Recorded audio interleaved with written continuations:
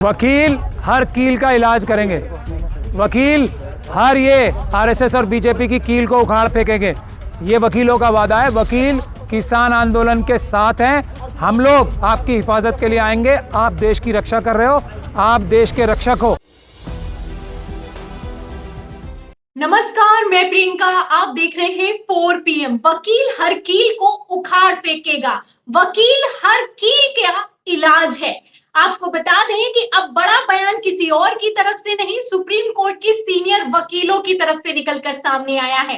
किसानों के साथ मैदान में अब वकील भी उतर गया है। जहां एक तरफ मोदी सरकार को डबल झटका लगा है, वहीं दूसरी तरफ पंजाब हरियाणा हाईकोर्ट की तरफ से भी मोदी सरकार को फटकार लगाई गई है, लताड़ लगाई गई है। तो आखिर किस तरीके से किसानों को रोकने के लिए सारे नियम कायदे कानून ताक पर रख दिए गए, संविधान की धज्जियां उड़ाई गई हैं, आपके लिए समझना बेहद जरूरी है कि क्यों आखिर किसानों से इतना खौफ खाती है मोदी सरकार। तो इस पर बातचीत करेंगे। क्या आदेश किया गया है, हाईकोर्ट में क्या हुआ है, किसानों ने क्या ऐलान किया है और उसी के साथ वकीलों ने क्या ऐलान किया है, पूरी चर्चा करेंगे, बातचीत करेंगे और समझने की कोशिश करेंगे। और इसको समझाने के लिए हमारे साथ कोई और नहीं बल्कि सुप्रीम कोर्ट के ही सीनियर वकील जुड़ रहे हैं। सोशल एक्टिविस्ट भी हैं और उन्होंने किसान आंदोलन को फुल सपोर्ट किया है, तो उनसे बेहतर इस मसले पर कोई अपनी राय रख ही नहीं सकता। तो 4 PM पर स्वागत करती हूँ सीनियर वकील और सोशल एक्टिविस्ट महमूद प्राचा जी का। नमस्कार सर। नमस्कार सर, हाईकोर्ट की तरफ से बड़ी टिप्पणी निकलकर सामने आई है। पंजाब हरियाणा हाईकोर्ट का कहना है कि किस हक से बैरिकेड लगाए, रास्ता बंद किया। आपके प्रदेश में तो प्रदर्शन नहीं चल रहा है, तो कैसे किसी आदमी को सड़क से गुजरने से रोका जा सकता है? ये तो हक है, इसको कैसे मारा जा सकता है? तो हरियाणा सरकार के इस असंवैधानिक फैसले पर आप क्या सोचते हैं? अगर पंजाब के किसान पंजाब में, हरियाणा में, दिल्ली में, मध्य प्रदेश में, उत्तर प्रदेश में, देश के किसी भी कोने में, किसी हमारे देश के नागरिक किसी भी कोने में कोई भी प्रोटेस्ट करना चाहता है तो एक दूसरे जगह जाने की पूरे देश में पूरी आजादी है, संवैधानिक हक है हर एक नागरिक का। तो ये अब इसको जो भी तोड़ता है वो अपराध करता है। जो सुप्रीम कोर्ट का कानून है इस बारे में, पीसफुल प्रोटेस्ट को कोई नहीं रोक सकता। मैं उससे आगे कह रहा हूं, पीसफुल प्रोटेस्ट को फैसिलिटेट करना, पीसफुल प्रोटेस्ट की मदद करना हर एक सरकार की जिम्मेदारी है, फंडामेंटल ड्यूटी है ये हर एक सरकार की। उसके आगे रोड़े अटकाना अपराध है। ये अपराध कर रहे हैं और पंजाब हरियाणा कोर्ट को और हर जगह एक जो झूठा बहाना सरकार लेती है, और खासतौर पे आरएसएस और बीजेपी हर आंदोलन में ये झूठा बहाना लेती है कि लोगों को, देश की जनता को इससे जो है इनकन्वीनियंस हो रहा है, इससे उनकी रोजमर्रा की लाइफ में परेशानी हो रही है। अब ये सरकार को परेशानी हो रही है और किसानों की वजह से नहीं, आंदोलनकारियों की वजह से परेशानी नहीं होती। सरकार को परेशानी ये होती है कि उनकी चोरी और डकैती पकड़ लेते हैं आंदोलनकारी जो होते हैं, पीसफुल प्रोटेस्ट करने वाले, और दुनिया के सामने उजागर करते हैं। और सरकार इसीलिए परेशानी खुद पैदा करती है। ये जो कीलें लगाई गई हैं, ये जो बैरियर्स लगाए गए हैं, ये परेशानी पैदा कर रहे हैं। हाईवे पे जो ट्रैफिक रुक रहा है, क्या किसानों की वजह से रुक रहा है? नहीं, ये रुक रहा है पुलिस की वजह से। जो बैरियर्स लगा रहे हैं उसकी वजह से रोड रुके हैं, हाईवे रुक रहे हैं। तो ये काम सरकार कर रही है। तो लेकिन ये बात ठीक से आर्ग्यू की जानी चाहिए अदालतों में कि सरकार कर रही है परेशानी, तो धारा 144 जो है वो सरकार की पुलिस के ऊपर लगनी चाहिए कि ये बाधाएं क्रिएट नहीं करेंगे, अपराध नहीं करेंगे। यही पंजाब हरियाणा हाईकोर्ट ने इनडायरेक्टली कहा है कि आपको क्या परेशानी है। मैं तो उससे आगे बढ़ के बात कह रहा हूं, अगर हरियाणा में भी प्रोटेस्ट हो रहे हैं तो कोई नहीं रोक सकता, और वो लोग तो दिल्ली जा रहे हैं ना, लेकिन साठ गांठ है ना अपराधियों में। डबल इंजन की सरकार है, डबल विकास हो रहा है। हाँ, हरियाणा के अपराधियों में, और वो साठ गांठ साफ नजर भी आ गई। उन्होंने ये कहा, हरियाणा में न्यूज देख रहा था एक, हरियाणा की सरकार के वकीलों ने ये कहा कि हमें दिल्ली से आदेश आया कि ये रोको आप। तो रोकने का, लॉ एंड ऑर्डर की जो जो जो कानूनी पोजीशन है वो तो हरियाणा सरकार की होती है, लॉ एंड ऑर्डर। दिल्ली की सरकार कोई हक नहीं है हरियाणा की सरकार को बोलने का। लेकिन चलो वो तो दोनों एक ही पार्टी के लोग हैं, तो आपस में साठ गांठ करके काम कर रहे होंगे, ये अपराध दोनों अमित शाह जी और खट्टर जी साठ गांठ करके अपराध कर रहे होंगे। तो कोर्ट ने कहा है कि आप नहीं कर सकते। लेकिन जो यूनियन ऑफ इंडिया के वकील थे, जो दिल्ली के बारे में, दिल्ली की सरकार के बारे में बताते, उन्होंने कहा कि हमारे पास ऐसा कोई ऑर्डर नहीं है, इसीलिए ये भी झूठ उनका कोर्ट के सामने पकड़ा गया। ये जो अपराध हो रहे हैं, दिल्ली की सरकार करे या हरियाणा की सरकार करे, ये सीधे सीधे अपराध हैं, इनको और किसी नजर से देखना ही नहीं चाहिए।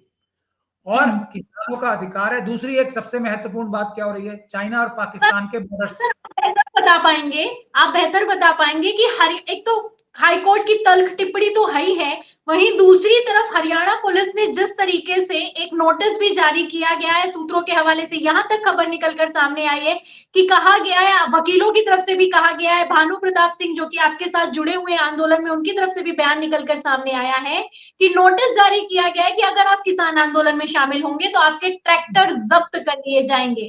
तो सर ये किस हक से किया जा रहा है, पहली बात। और ये दूसरा, अगर आप कह रहे हैं कि दिल्ली से ऑर्डर आया, अगर दिल्ली से ऑर्डर आया है तो जाहिर सी बात है गृह मंत्री अमित शाह की तरफ से ऑर्डर आया है, तो अस्थायी सर जेल तक बना दी गई है, जहां एक तरफ हाईकोर्ट कह रहा है कि बल का प्रयोग आखिरी वो होना चाहिए, आखिरी उपाय होना चाहिए, उसको सबसे पहले अपनाया जा रहा है, वो भी किसानों के खिलाफ।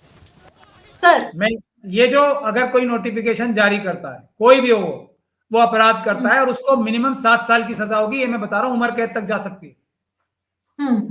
ये झूठे नोटिफिकेशन जारी करना अपने आप में बहुत बड़ा अपराध होता है, और उससे कोई व्यक्ति जो लॉफुल रूप से अपना काम करना चाहता है, उसको उसकी प्रॉपर्टी छीनने का धमकी देना, उसके ऊपर झूठे मुकदमे लगाने की धमकी देना, और उसको कानूनी कार्य ना करने देना जो वो करना चाहता है, जैसे आर्टिकल 19 का एक्सरसाइज करके किसान आंदोलन करना चाहते हैं, ये अपने आप में बहुत बड़ा अपराध है जो सरकार के ऑफिसर्स कर रहे हैं और पुलिस के अधिकारी जो कर रहे हैं। ये बात को ध्यान से समझ लें, ये लोग जेल जाने का काम कर रहे हैं, ये गैर कानूनी काम, ये अपराध ना करें।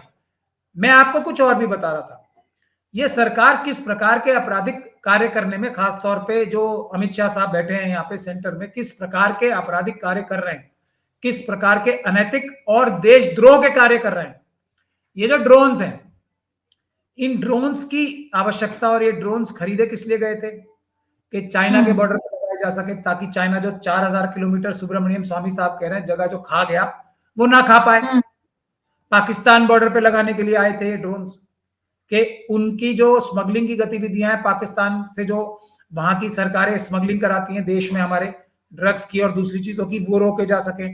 जो आतंकवादी वहां की सरकारें भारत में घुसवाती हैं, कश्मीर में और पंजाब में और दूसरी जगह राजस्थान में, गुजरात में, वो रोके जा सके, उसके लिए थे ना यार। ये अमित शाह जी ने वहां से विड्रॉ करके कहां लगा दिए, अपने देश के नागरिकों के ऊपर, जो संविधान और देश की रक्षा करने के लिए, जो देश की आम जनता को बचाने के लिए, किसान अपने लिए आंदोलन नहीं कर रहे हैं, वो ट्राइबल्स के लिए कर रहे हैं, जल जीवन जमीन के लिए कर रहे हैं, वो देश की जनता को जो आने वाला खतरा है, जो चाइना और पाकिस्तान के साथ मिलकर, अडानी अंबानी मोदी जी की सरकार के साथ मिलकर किसानों की जमीन हथियाने की जो साजिश कर रहे हैं, जो खाद्य पदार्थों के रेट आसमान को छुआने की साजिश कर रहे हैं अपने प्रॉफिट कमाने के लिए, उसके खिलाफ, देश की हर एक नागरिक के खिलाफ जो साजिश चल रही है, उसको रोकने के लिए किसानों ने बीड़ा उठाया है। तो हम सब लोग, देश के सारे नागरिक, किसानों का तहे दिल से शुक्रिया अदा करते हैं, दिल्ली के नागरिक उनका वेलकम करते हैं, हम बाहें फैला के आपका वेलकम कर रहे हैं। किसान हमारे पास आए, हम लोग उनके मेहमान नवाजी करेंगे, दिल्ली की जनता ये कह रही है। तो सरकार को क्या परेशानी है? सरकार को ये परेशानी है कि अडानी अंबानी और चाइना का जो साजिश है, देश के फार्मर्स की जगह चौधरी चरण सिंह जी ने यूपी में दिलवाई थी जमींदारों से छीन के, उस समय के अडानी अंबानी से छीन के, आज के समय के अडानी अंबानी को चौधरी चरण सिंह जी द्वारा दी गई जमीन उत्तर प्रदेश से वापस दिलवाना चाहते हैं मोदी जी और अमित शाह जी, चाइना के साथ मिलकर। ये हमारा इल्जाम है, बार बार है। तो सर आप कह रहे हैं, आपका कहना है पुलिस वालों ने क्या कह रहे हैं सर, आप बोलिए, अपनी बात कंप्लीट कर लीजिए, बोलिए। किसान देश बचाने के लिए, देश के नागरिकों का अन्न सुरक्षा के लिए लड़ रहे हैं। किसानों को क्या है, किसानों की लड़ाई नहीं है, एमएसपी, देश की जो खाद्य पदार्थ है उसकी जो दाम है कम रखने की लड़ाई है, दाम बढ़ाने की लड़ाई नहीं है। अभी आपने जियो का फोन देखा था ना सबने, अभी अभी लेटेस्ट एग्जांपल मैं बता रहा हूं आपको, पहले फ्री में था, उसके बाद आज क्या पैसे बढ़ गए। ये काम जो करने की साजिश हो रही है कि किसानों की जमीन ले ले, सारी खेती अपने कब्जे में कर ले, चाइना के साथ मिलके जमीनें खरीदवा दे, चाइना को भी और खुद चाइना द्वारा स्पॉन्सर्ड कंपनीज को, और उसके बाद फिर किसान जो इतनी कम कीमत पे हम लोगों को खाना खिलाते हैं, वो आसमान तक दाम पहुंचा दे। अगर किसानों के हाथ में खाद्य पदार्थ अपना बेचना आ जाए तो सभी कीमतें खाद्य पदार्थों की आधी हो जाएंगी, ऐसा मेरा दावा है। दूसरी एक बहुत महत्वपूर्ण बात है जो अमित शाह साहब बहुत बड़ा अपराध कर रहे हैं, हरियाणा की पुलिस से खट्टर साहब गोलियां चलवा रहे हैं पंजाब के बॉर्डर के पार जो लोग किसान बैठे हैं उनके ऊपर। ये दो राज्यों में अगर पंजाब की पुलिस उनके खिलाफ अपने नागरिकों की, जो पंजाब के वासी हैं, रहने वाले हैं, उनकी रक्षा में इस तरफ से गोली चलाने लगे तो दो स्टेटों में जो टकराव नहीं हो जाएगा? क्या अधिकार पहुंचता है ये हरियाणा की पुलिस को, जो बॉर्डर के पार किसान हैं, उनके ऊपर आंसू गैस छोड़ने का ड्रोन के माध्यम से और गोलियां चलाने का? ये इतना बड़ा दो स्टेटों को लड़ाई कराने के लिए भी अमित शाह जी और आरएसएस के लोग साजिश कर रहे हैं। आप इनकी गंदे, घिनौने और घृणित जो साजिशें हैं वो समझने की जरूरत है। खुलेआम क्यों कर पा रहे हैं?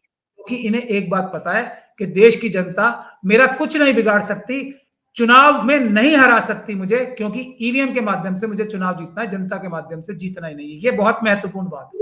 इसीलिए सभी आंदोलन, किसानों को क्या आह्वान किया है आपने इन ईवीएम के आंदोलन में भी आप आके हमारे साथ जुड़िए?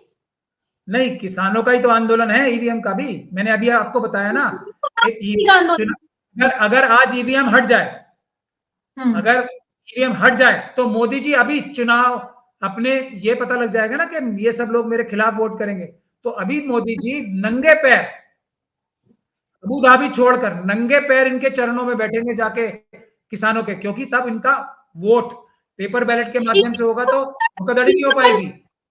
सर एक चीज अंडरलाइन करना चाहूंगी, ईवीएम पर भरोसा है इसीलिए किसानों का हक नहीं दिया जा रहा है। आप क्या कहना चाह रहे हैं कि ईवीएम पर पूरा भरोसा इसीलिए विदेश चले गए?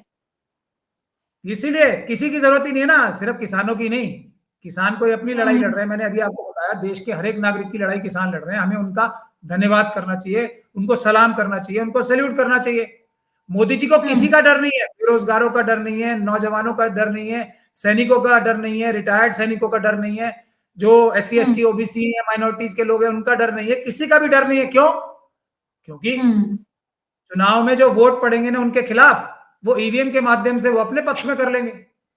ईवीएम के माध्यम से वोट हो रहा है ना। अगर सब लोग मिलके ईवीएम हटाने की जो मिशन है उस पर जुट जाएं और ईवीएम हटा लें, अभी मोदी जी MSP भी देंगे, अभी मोदी जी इन किसानों के पैर धो धो के पिएंगे, जैसे शिवराज सिंह चौहान ने पिए थे ना एक ट्राइबल व्यक्ति के, ये पैर धो के पिएंगे एक किसान के। मेरा ऐसा दावा है, सिर्फ ईवीएम हट जाए तब इन्हें लगेगा ना कि मैं तो, अब तो मुझे 10 वोट भी नहीं पड़ेंगे कहीं से भी। किसान भी खिलाफ, यूथ के खिलाफ, जवान भी खिलाफ, देश का हर एक नागरिक खिलाफ, व्यापारी खिलाफ, बेरोजगार खिलाफ और सैनिक खिलाफ, सब खिलाफ। मोदी जी के साथ कौन रहेगा फिर? सही बात है सर।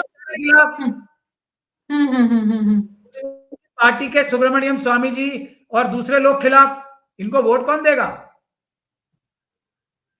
ये है ईवीएम का सर ये भरोसा है, तो आपका कहना है कि ईवीएम का भरोसा है इसलिए अब किसी के भरोसे की जरूरत नहीं, फिर चाहे वो किसान हो, फिर चाहे वो मजदूर हो, फिर चाहे वो बेरोजगार हो, किसी के भरोसे की जरूरत नहीं है। तो सर यहाँ पर मैं ये कहना चाह रही हूँ कि आपने जो आंदोलन किया ईवीएम के खिलाफ, उसमें भी आपने भी आह्वान किया कि आप 25 फरवरी को प्रधानमंत्री के आवास का घेराव करेंगे, और किसान भी पहुंचे हुए हैं प्रधानमंत्री नरेंद्र मोदी से अपने जवाब लेने के लिए। और अगर ये आंदोलन आपस में जुड़ जाए, जैसा कि आप लोगों का कहना है कि किसान आंदोलन और ईवीएम का आंदोलन अलग अलग नहीं, ये एक ही आंदोलन है, तो क्या 2024 लोकसभा चुनाव के ठीक पहले मोदी सरकार के लिए बहुत बड़ा झटका होने वाला है? क्योंकि ये देशव्यापी आंदोलन अब बनता हुआ नजर आ रहा है सर।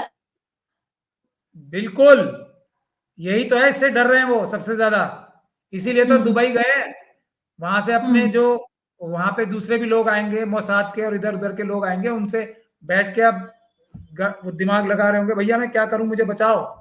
कुछ भी होता है, हुआ तब अमेरिका चले गए, अब जब किसान आए हैं तो यूएई चले गए। मोदी जी कहते हैं कि मैं फकीर आदमी हूँ, झोला उठाकर चल दूंगा, और हर बार झोला तब उठा लेते हैं जब जनता सवाल करती है। सर मैं आपको यही कह रहा हूं, इसीलिए अगर ईवीएम से चुनाव नहीं होते, रोक लिए जाते हैं, तो मोदी जी की 40 पार नहीं होनी, 40 सीटें नहीं आनी। और अगली सरकार जो भी आएगी वो किसानों से, नौजवानों से, सैनिकों से, बेरोजगारों से, व्यापारियों से, छोटे व्यापारियों से इतने ज्यादा डरे हुए होंगे कि वो अडानी अंबानी जैसे सब लोगों को पकड़ के जेल में भेजेंगे, इनसे पैसे लेंगे, एमएसपी भी देंगे, बेरोजगारों को नौकरी भी देंगे, बेरोजगारी भत्ता भी देंगे, किसानों को कम से कम, मेरे ख्याल से किसानों को, मेरे ख्याल से जो मैं एस्टिमेट लगा रहा हूं, हर एक परिवार को किसान के कम से कम 3 लाख रुपए हर साल मिलने चाहिए, कम से कम 3 लाख रुपए।